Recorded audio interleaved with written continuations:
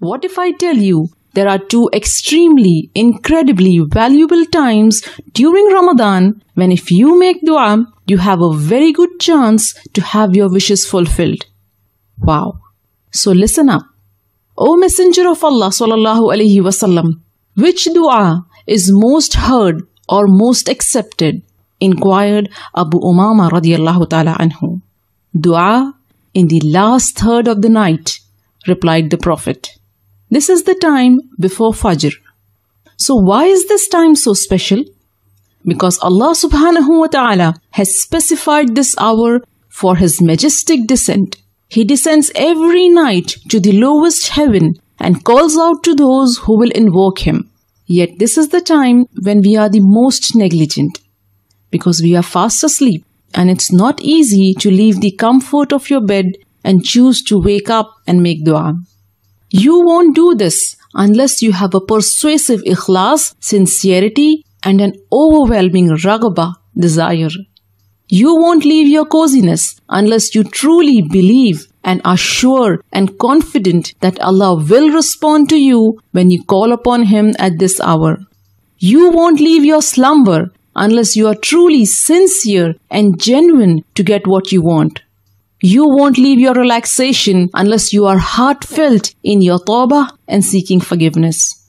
So when you display this unwavering ikhlas and raghbah and abandon your bed to invoke your Rabb at this time, Allah promises a sure, positive response to your call.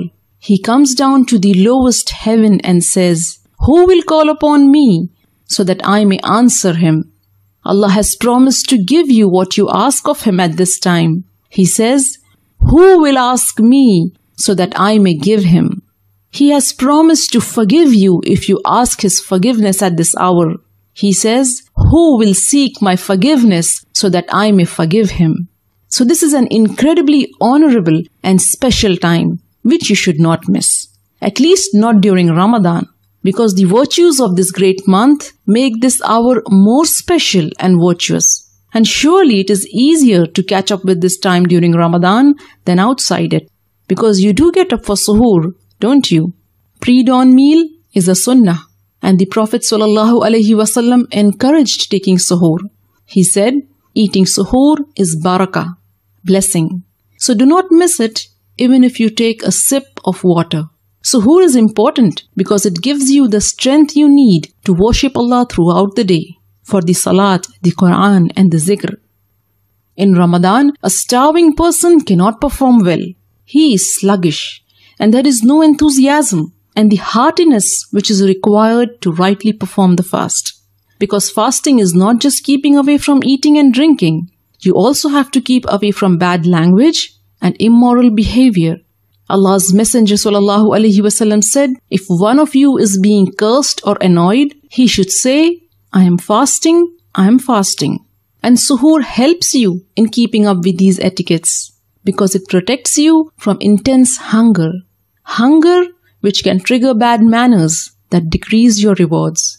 So make sure you wake up for suhoor, rather a few minutes earlier, and schedule some time for dua and istighfar. And let me tell you something that will make you even more eager to make dua at this precious time. In the Quran, when Allah praised His believing slaves, those who will enter Jannah and live therein forever, He mentioned that one of their distinctive qualities is that they used to seek forgiveness before dawn. And in the hours before dawn, they were asking Allah for forgiveness. And the other valuable opportunity for dua arrives just before Maghrib. When you are hungry and thirsty and you feel your weakest, you realize how vulnerable you are, how weak you are without just the daily basic needs which Allah provides for you. It is at this time that you are truly, truly humbled. And the dua you make with this humbleness in your heart is more likely to be answered. But aren't we always too busy preparing iftar at this hour? So much that we don't realize that these precious moments are slipping away, unnoticed and unused. But not anymore, my dear sister. Inshallah, this Ramadan, let's wrap up our chores and close the kitchen a few minutes before iftar for dua and istighfar.